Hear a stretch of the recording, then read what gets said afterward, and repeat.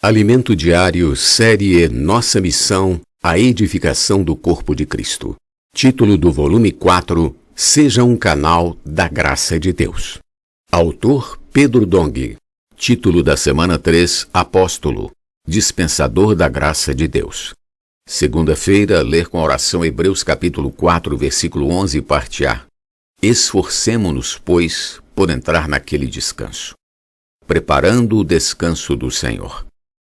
Apóstolo, Dispensador da Graça de Deus é o título da mensagem desta semana, na qual aprenderemos o que é ser um dispensador da graça de Deus. Deus confiou ao apóstolo Paulo o evangelho da incircuncisão. Apesar de ter tanta oposição, ele foi fiel em cumprir sua missão, e os gentios também tiveram acesso à graça salvadora de Deus. Paulo foi um dispensador das riquezas insondáveis de Cristo.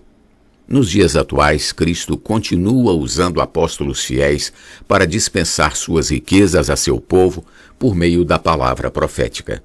É dessa maneira que o Senhor preenche a igreja com suas riquezas e a conduz a cumprir sua vontade com simplicidade e total obediência, a fim de obter sua habitação no Espírito. Discorreremos de forma breve sobre o que já abordamos neste estudo de Efésios. Logo no início desta epístola, capítulo 1, versículo 3, percebemos nosso maravilhoso Deus abençoando-nos com toda sorte de bênção espiritual nas regiões celestiais em Cristo. No fim do segundo capítulo, vemos que o resultado desejado por Deus é a habitação de Deus no Espírito, versículo 22. Tudo isso só acontece pela suprema grandeza de seu poder. Portanto, é necessário usarmos a fé, pois é mediante a fé que a suprema grandeza do poder de Deus age, operando em nós, com a eficácia da força de seu poder, capítulo 1, versículo 19. Deus foi buscar-nos na morte.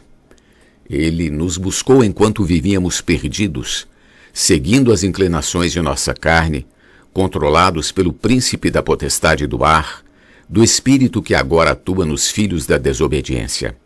Estávamos fora do encabeçamento de Cristo.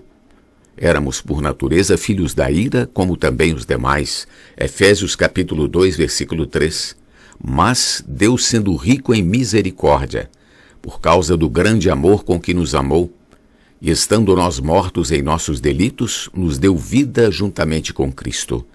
Pela graça sois salvos, versículos 4 e 5. Louvado seja o Senhor. Depois que, com seu imenso poder, ressuscitou Jesus dentre os mortos, bastou-nos crer em sua obra e ele também nos ressuscitou juntamente com Cristo. Hoje, ele nos está moldando e, por fim, seremos sua obra-prima. Na velha criação, as obras de Deus foram maravilhosas, mas na nova criação, com a igreja como um novo homem e como o corpo de Cristo, Deus está criando para si uma incomparável obra-prima habitável. Que maravilha! No momento em que a igreja, o corpo de Cristo, for encabeçada por Cristo, plenamente preenchida com sua vida e natureza, Deus terá sua habitação, seu lugar de descanso. Leiamos. Foram acabados os céus e a terra e todo o seu exército. E havendo Deus terminado no dia 7º a sua obra que fizera, descansou nesse dia de toda a sua obra que tinha feito. E abençoou Deus o 7º dia e o santificou, porque nele descansou de toda a obra que como Criador fizera. Gênesis 2, versículos do 1 ao 3. Deus quer descansar e também quer dar-nos descanso.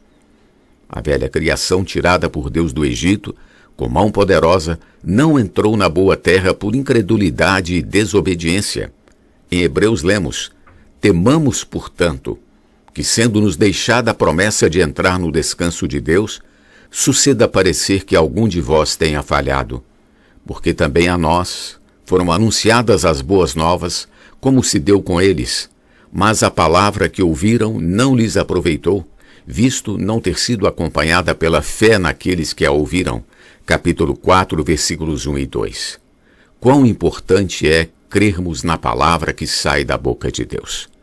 Todavia, a nova geração entrará no descanso se crer e obedecer. Prosseguindo na leitura de Hebreus, percebemos que o Senhor nos tem dado uma grande oportunidade hoje. Deus usou Josué para introduzir as 12 tribos de Israel na boa terra. Mas nesse trecho, no versículo 8, é mencionado outro descanso, não aquele alcançado por Josué. Resta, portanto, um descanso para o povo de Deus.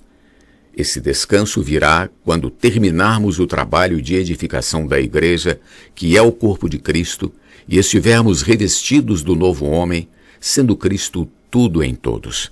E assim como família de Deus, viveremos a unidade sempre almejada por Deus, pois ao chegar a esse ponto, não teremos mais problemas de relacionamento entre nós.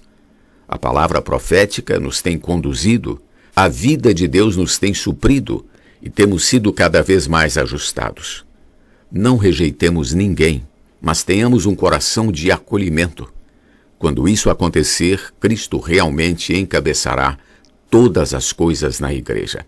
Então Deus terá um lugar de descanso.